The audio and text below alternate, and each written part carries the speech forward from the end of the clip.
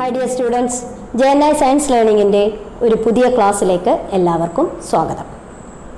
നമ്മൾ 10th കെമിസ്ട്രിയിലെ second chapter gas laws and mole concept ആണ് പറഞ്ഞു വന്നത്. ഇതിൽ ഗ്യാസ് മോളിക്യൂൾസിന്റെ അറേഞ്ച്മെന്റിനെ കുറിച്ചും വോളിയം, പ്രഷർ, ടെമ്പറേച്ചർ ഇതിനെക്കുറിച്ചൊക്കെ വളരെ വിശദമായിട്ട് പഠിച്ചു കഴിഞ്ഞു അല്ലേ? ഇനി നമുക്ക് പുതിയ ഒരു ടോപ്പിക്കിലേക്ക് കടക്കാൻ പോവുകയാണ്. The relation between volume and pressure, volume and temperature, volume and number of molecules. ഇതിനെക്കുറിച്ചും പഠിക്കണം. പിന്നെ അതുമായി റിലേറ്റ് ചെയ്തിരിക്കുന്ന കുറച്ച് ഗ്യാസ് ലോസ് ഡെയിലി ലൈഫിൽ നമുക്കത് എങ്ങനെ പ്രയോജനപ്പെടുത്തുന്നു എന്നുള്ള കാര്യം കൂടി പറയാനുണ്ട്. വളരെ രസകരമായിട്ട് സിമ്പിളായിട്ടുള്ള ഒരു ടോപ്പിക്കാണ്. ഓക്കെ, അപ്പോൾ നമ്മൾ തുടങ്ങാം. ഒന്നാമത്തത് the relation between volume and pressure of gases. ഇവിടെ നോക്കുക, നിങ്ങൾക്ക് ഒരു ക്ലോസ്ഡ് കണ്ടെയ്നറിൽ എടുത്തിരിക്കുന്ന ഒരു ഗ്യാസിനെ തന്നിട്ടുണ്ട്. ഈ ഗ്യാസിനെ ഞാൻ കംപ്ലീറ്റ് ആയിട്ട് രണ്ടാമത്തെ കണ്ടെയ്നറിലേക്ക് മാറ്റണം. എന്താണ് അവിടെ സംഭവിച്ചത്? ആ രണ്ടാമത്തെ കണ്ടെയ്നറിൻ്റെ വോളിയത്തിൻ്റെ പ്രത്യേകത എന്താ? ഒന്നാമത്തേതിനേക്കാൾ വോളിയം കുറവാണ് അല്ലേ? ഇങ്ങനെ വോളിയം കുറയുമ്പോൾ ഇവിടെ നമ്പർ ഓഫ് മോളിക്യൂൾസിന് വ്യത്യാസമില്ല, സെയിം മോളിക്യൂൾസ് ആണ്. അപ്പോൾ വോളിയം കുറഞ്ഞപ്പോൾ അതിൻ്റെ പ്രഷറിന് എന്തു മാറ്റം സംഭവിച്ചു? നമുക്കറിയാം, അവിടെ വോളിയം കുറഞ്ഞപ്പോൾ ഈ കണ്ടെയ്നറിൻ്റെ വാൾസിൽ അപ്ലൈ ചെയ്യുന്ന ഫോഴ്സ് അത് കൂടും. കാരണം സർഫസ് ഏരിയ കുറഞ്ഞു, ഫോഴ്സ് പെർ യൂണിറ്റ് ഏരിയ കൂടും. That is pressure increases. When the volume decreases pressure increases എന്ന് പറയാം. ഓക്കെ, ഇനി നിങ്ങൾ ഈ ഒരു എക്സ്പെരിമെൻ്റ് കൂടി കണ്ടു നോക്കാം. ഒരു ചെറിയ ബലൂൺ ഊതി വീർപ്പിച്ചതിനു ശേഷം കെട്ടി സിറിഞ്ചിനുള്ളിൽ സ്വതന്ത്രമായി ചലിക്കത്തക്ക വിധത്തിൽ കയറ്റിവെക്കുക.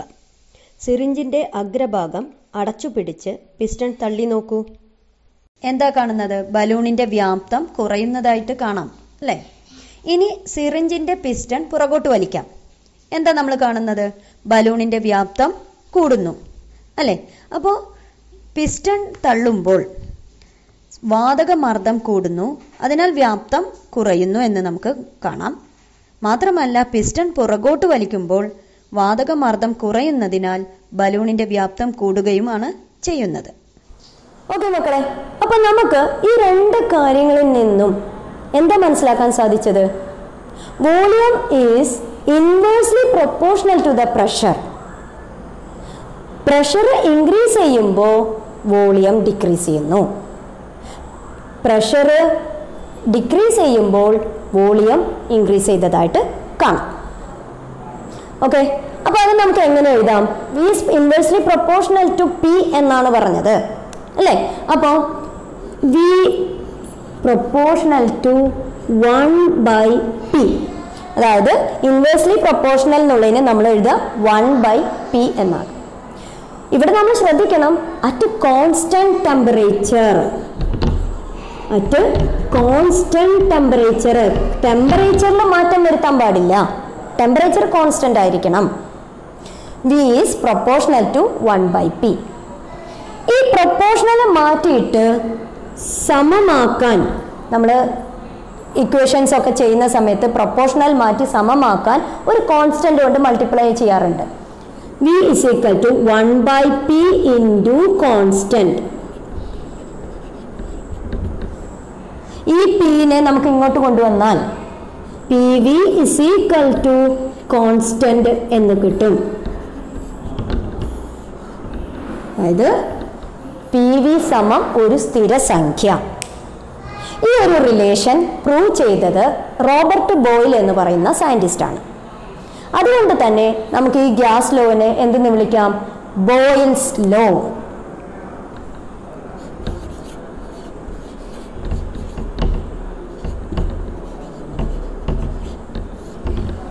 എന്താണ് Boyle's law? At a constant temperature, the volume of a definite mass of a gas is inversely proportional to its pressure. PV is a constant. Okay, ഇതാണ് ബോയിൽസ് ലോ എന്നറിയപ്പെടുന്നത്. ആ സ്റ്റേറ്റ്മെന്റ് നമ്മളോട് എക്സാമിന് ചോദിക്കാറുള്ളതാണ്. അത് ആ രീതിയിൽ തന്നെ നമ്മൾ പഠിക്കാം. ഇവിടെ നമ്മൾ കണ്ടീഷൻ കോൺസ്റ്റന്റ് ടെമ്പറേച്ചർ ആണ്, ഡെഫിനിറ്റ് മാസ് ആണ്, നമ്പർ ഓഫ് മോളിക്യൂൾസ് വ്യത്യാസം വരുത്താൻ പാടില്ല എന്നർത്ഥം. ഈ ഒരു കണ്ടീഷനിൽ V inversely proportional to pressure എന്ന് പറയാം. ശരി, നിങ്ങൾക്ക് ഇവിടെ ഒരു വർക്ക്ഷീറ്റ് തന്നിട്ടുണ്ട്. കോൺസ്റ്റന്റ് ടെമ്പറേച്ചറിൽ ഒരു ഗ്യാസ് മോളിക്യൂൾസിന്റെ പ്രഷറും വോളിയവുമാണ് തന്നിരിക്കുന്നത്. ഈ ഒരു വർക്ക്ഷീറ്റ് നമുക്ക് കംപ്ലീറ്റ് ചെയ്യാൻ നോക്കാം. കോൺസ്റ്റന്റ് ടെമ്പറേച്ചറിൽ P × V is a constant എന്ന് നമ്മൾ പഠിച്ചു ബോയിൽസ് ലോ പ്രകാരം. അപ്പോൾ നമുക്ക് ഇവിടെ 1 atm 1000 ml ആണെങ്കിൽ P × V 1 × 1000 that is equal to 1000 എന്ന് കിട്ടും. അതുപോലെ തന്നെ ഇവിടെ നോക്കിയാലും ഇതെല്ലാം കോൺസ്റ്റന്റ് ആവണമെങ്കിൽ ഇവിടെ P × V എന്ന് പറയുന്നത് 1000 തന്നെയാണ്. ഇനി രണ്ടാമത്തെ നോക്കുക. രണ്ടാമത്തേൽ എന്ത് വ്യത്യാസമാണ് കാണുന്നത്? 1 atm എന്നുള്ളത് 2 atm ആയി. അതായത് പ്രഷർ ഇൻക്രീസ് ചെയ്തു, പ്രഷർ ഡബിൾ ആയി. പ്രഷർ ഡബിൾ ആകുമ്പോൾ നമുക്ക് വോളിയം അതിന് പ്രൊപ്പോർഷണൽ ആയിട്ട് കുറയുമല്ലോ. പ്രഷർ ഡബിൾ ആകുമ്പോൾ വോളിയം ഹാഫ് ആകും അല്ലേ? അല്ലെങ്കിൽ നമുക്ക് ചെയ്യാം P × V എന്ന് പറയുന്ന 1000 ആണ്, അതിനെ P കൊണ്ട് ഡിവൈഡ് ചെയ്ത് കഴിഞ്ഞാൽ നമുക്ക് എത്ര കിട്ടും? 1000 ml പകുതി, ദാറ്റ് ഈസ് 500 ml. ഇനി മൂന്നാമത്തെ കേസ് നോക്കുക. ഇവിടെ വോളിയം 1000 ml നിന്ന് 2000 ml ആയിട്ട് കൂടിയിട്ടുണ്ട്, ഡബിൾ ആയി. വോളിയം ഡബിൾ ആകുമ്പോൾ പ്രഷർ ഹാഫ് ആകും അല്ലേ? അപ്പോൾ പ്രഷർ 1 atm എന്നുള്ളത് പകുതിയായി ഹാഫ് atm എന്ന് എഴുതാം. ഓക്കെ, അപ്പോൾ ഈ രീതിയിൽ നമുക്ക് ഒരു വർക്ക്ഷീറ്റ് കംപ്ലീറ്റ് ചെയ്യാനുള്ള ചോദ്യം സാധാരണയായിട്ട് വരാനുള്ളതാണ്. നിങ്ങൾക്ക് ഈ ഒരു ചിത്രം തന്നിട്ടുണ്ടല്ലോ. ഈ അക്വേറിയത്തിന്റെ അടിത്തട്ടിൽ നിന്നും മുകളിലോട്ട് ഉയരുന്ന എയർ ബബിളിന്റെ വോളിയം ഒന്ന് പരിശോധിച്ചേ. എന്ത് പ്രത്യേകതയാണ് കാണുന്നത്? താഴെ നിന്ന് മുകളിലോട്ട് ഉയരും തോറും എയർ ബബിളിന്റെ വോളിയം ഇൻക്രീസ് ചെയ്യുന്നു. എന്തായിരിക്കാം കാരണം? അവിടെ അക്വേറിയത്തിന്റെ അടിത്തട്ടില് ലിക്വിഡ് പ്രഷർ വളരെ കൂടുതലായിരിക്കും. ലിക്വിഡ് പ്രഷർ കൂടുമ്പോൾ എയർ ബബിളിന്റെ വോളിയം കുറയും. ഇനി മുകളിലോട്ട് ഉയരും തോറും പ്രഷർ കുറഞ്ഞു വരും. പ്രഷർ കുറയുന്നതിനനുസരിച്ച് എയർ ബബിളിന്റെ വോളിയം ഇൻക്രീസ് ചെയ്യും. അതായത് volume is inversely proportional to pressure എന്ന് നമുക്ക് കണ്ടെത്താൻ സാധിക്കും. ഓക്കെ, അപ്പോൾ ഇത്രയുമാണ് ബോയിൽസ് ലോയുമായി ബന്ധപ്പെട്ടിട്ട് നമുക്ക് പഠിക്കാനുള്ളത്. അതിൻ്റെ ഡെഫിനിഷൻ പഠിക്കണം, മാത്തമാറ്റിക്കൽ എക്സ്പ്രഷൻ പഠിക്കണം, പിന്നെ ആ വർക്ക്ഷീറ്റ് കംപ്ലീറ്റ് ചെയ്യാനുള്ള ചോദ്യം വരാറുണ്ട്, പിന്നെ ഡെയിലി ലൈഫിൽ എങ്ങനെയാണ് പ്രയോജനപ്പെടുത്തുന്നത് അതുമായി റിലേറ്റ് ചെയ്ത ക്വസ്റ്റ്യൻസ്. ഇനി നമുക്ക് പഠിക്കാനുള്ളത് relation between the volume and temperature of gases. വാതകത്തിന്റെ വ്യാപ്തവും താപനിലയും തമ്മിലുള്ള ബന്ധം എങ്ങനെയാണെന്ന് നോക്കാം. നിങ്ങൾ ഈ ഒരു വീഡിയോ ഒന്ന് ശ്രദ്ധിച്ചു നോക്കൂ.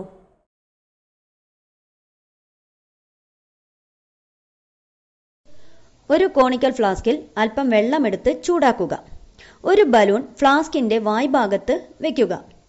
വെള്ളം ചൂടുപിടിക്കുമ്പോൾ അതിനുള്ളിലെ വായുവിന്റെ താപനില ഉയരുമല്ലോ. ബലൂണിന്റെ വ്യാപ്തം കൂടുന്നതായി നമുക്ക് കാണാം. ഇനി ഫ്ലാസ്കിനെ തണുപ്പിക്കാൻ വെക്കുമ്പോൾ ബലൂണിലെ വായുവിന്റെ താപനില കുറയുമല്ലോ. ഒപ്പം ബലൂണിന്റെ വ്യാപ്തം കുറയുന്നതായും നമുക്ക് കാണാം. അപ്പൊ നിങ്ങൾ ആ വീഡിയോ കണ്ടല്ലോ, എന്താ നമുക്ക് അതിന് മനസ്സിലാക്കാൻ സാധിച്ചത്? When the temperature increases, volume of the balloon increases. അല്ലെ, ആ ബലൂണിലുള്ള എയറിന്റെ വോളിയം ഇൻക്രീസ് ചെയ്തതായിട്ട് കാണാൻ സാധിച്ചു. When the temperature decreases, volume of the gas decreases. ഇവിടെ നമ്മൾ പ്രഷർ കോൺസ്റ്റന്റ് ആക്കി വെച്ചിട്ടുണ്ട്. So volume is directly proportional to temperature at constant pressure. ഒരു ഡെഫിനറ്റ് മാസ് ഗ്യാസിന്റെ വോളിയവും ടെമ്പറേച്ചറും റിലേഷൻ, വോളിയം ടെമ്പറേച്ചറും തമ്മിലുള്ള റിലേഷൻ സൂചിപ്പിക്കാൻ വേണ്ടി ചെയ്ത ഒരു എക്സ്പെരിമെന്റിന്റെ ഒബ്സർവേഷനാണ് നിങ്ങൾക്ക് ഇവിടെ തന്നിട്ടുള്ളത്. ഈ ഒരു ടേബിളിൽ അറ്റ് കോൺസ്റ്റന്റ് പ്രഷറിൽ ആ ഗ്യാസിന്റെ വോളിയം തന്നിട്ടുണ്ട്, ടെമ്പറേച്ചർ തന്നിട്ടുണ്ട്, അതുപോലെ തന്നെ V/Tയും തന്നിട്ടുണ്ട്. ഈ ടേബിൾ ഒന്ന് പരിശോധിക്കാം. ഇവിടെ ടെമ്പറേച്ചർ നോക്കണം. ടെമ്പറേച്ചർ ഇൻ കെൽവിൻ സ്കെയിൽ എന്നത് വളരെ ഇമ്പോർട്ടൻ്റ് ആണ്.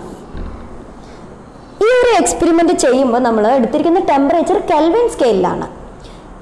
ടെമ്പറേച്ചറിനെ സൂചിപ്പിക്കാൻ നമുക്ക് വ്യത്യസ്തങ്ങളായ യൂണിറ്റുകളുണ്ട്. ഡിഗ്രി സെൽഷ്യസ്, ഫാരൻഹീറ്റ്, കെൽവിൻ സ്കെയിലൊക്കെ. ടെമ്പറേച്ചറിൻ്റെ SI യൂണിറ്റ് എന്ന് പറയുന്നത് കെൽവിൻ സ്കെയിലാണ്. അപ്പോൾ ഒന്നാമത്തെ നോക്കാം. ടെമ്പറേച്ചർ 273 കെൽവിൻ ആകുമ്പോൾ അതിൻ്റെ വോളിയം എത്രയായിരുന്നു? 546 ml ആണ്. അപ്പോൾ V/T കണ്ടു നോക്കി. 546 ഡിവൈഡഡ് ബൈ 273 എത്ര കിട്ടിയത്? 2 എന്ന് കിട്ടി. ഇനി ടെമ്പറേച്ചർ കൂട്ടി 300 കെൽവിനായി. അപ്പോൾ വോളിയം അതിന് പ്രൊപ്പോർഷണലായിട്ട് 600 ml ആയിട്ടുണ്ട്. നമ്മൾ V/T കാണുമ്പോൾ 600/300 = 2. വീണ്ടും ടെമ്പറേച്ചർ 320 കെൽവിൻ ആയപ്പോൾ നമുക്ക് കിട്ടിയ വോളിയം എത്രയായിരുന്നു? 640 ml ആണ്. V/T എന്ന് പറയും 640 ഡിവൈഡഡ് ബൈ 320 = 2. ഇവിടെ പ്രത്യേകം ശ്രദ്ധിക്കണം, കോൺസ്റ്റന്റ് പ്രഷർ ആണ്, മാത്രമല്ല അതിൻ്റെ മാസ് കോൺസ്റ്റന്റ് ആണ്. ഡെഫിനിറ്റ് മാസ് എന്ന് പറഞ്ഞിട്ടുണ്ട്, പ്രഷർ കോൺസ്റ്റന്റ് ആയിരിക്കണം. ആ സമയത്ത് V/T = കോൺസ്റ്റന്റ് എന്ന് നമുക്ക് തെളിയിക്കാനും സാധിച്ചു. ഈ ഒരു റിലേഷൻ വോളിയവും ടെമ്പറേച്ചറും വ്യാപ്തവും താപനിലയും തമ്മിലുള്ള ബന്ധം പ്രൂവ് ചെയ്തത് ജാക്വസ് ചാൾസ് എന്ന് പറയുന്ന സയൻറ്റിസ്റ്റാണ്. അതുകൊണ്ട് തന്നെ ഈ ലോയെ നമുക്ക് എന്ത് വിളിക്കാം? Charles law. ഓക്കെ, അപ്പോൾ എന്താണ് Charles law? At constant pressure the volume of a definite mass of a gas is directly proportional to its temperature in Kelvin scale. V/T is a constant. ഇതെങ്ങനെ നമുക്ക് മാത്തമാറ്റിക്കൽ എക്സ്പ്രഷൻ ആയിട്ട് എഴുതാം? നമ്മൾ പറഞ്ഞു V is directly proportional to temperature. വ്യാപ്തം താപനിലയ്ക്ക് നേരനുപാതം. V is proportional to T. നമ്മൾ proportional മാറ്റിയിട്ട് സമമാക്കാൻ ഒരു കോൺസ്റ്റന്റ് കൊണ്ട് മൾട്ടിപ്ലൈ ചെയ്യണം. സ്ഥിരസംഖ്യ കൊണ്ട് ഗുണിക്കുക. T × constant. ഈ ടീനെ ഇങ്ങോട്ടേക്ക് കൊണ്ടുവരുമ്പോൾ V/T = കോൺസ്റ്റന്റ് എന്ന് നമുക്ക് തെളിയിക്കാം. ഓക്കെ, അപ്പോൾ ഇതാണ് എന്താ, ഇവിടെ ഒരു കണ്ടീഷൻ ഉണ്ട്. എന്ത്? At constant pressure.